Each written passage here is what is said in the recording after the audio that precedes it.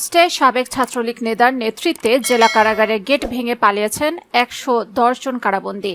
তবে ইতিমধ্যে ১০ জন আত্মসমর্পণ করেছেন বলে নিশ্চিত করেছেন জেল সুপার। বুধবার বেলা ২টার দিকে এ ঘটনা ঘটে। পরিস্থিতি নিয়ন্ত্রণে আনতে ফাঁকা গুলি চালিয়েছেন কারারক্ষীরা।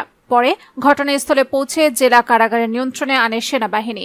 এ ঘটনায় কমপক্ষে ৫ কারারক্ষী আহত হয়েছেন।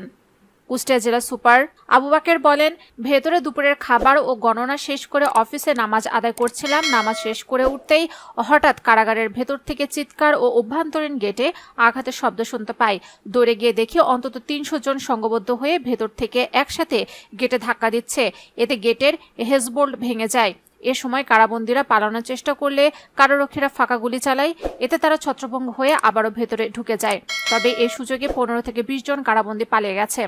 তিনি আরও বলেন, ঠেকাতে গিয়ে ৫ জন কারারক্ষী আহত হয়েছেন। এছাড়া কোনো হতাহতের ঘটনা ঘটেনি।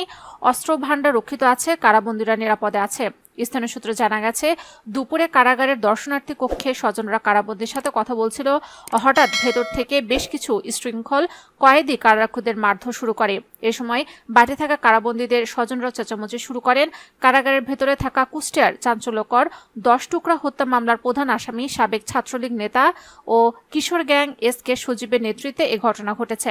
আরও জানা গেছে, কারাগারের গুলির শব্দ শুনে উৎসুক জনতা বাউন্ডারি গেটে জড়ো হয়। তারা ভেতরে ঢোকার চেষ্টা করলে কারারক্ষীরা তাদের বাধা দেয়।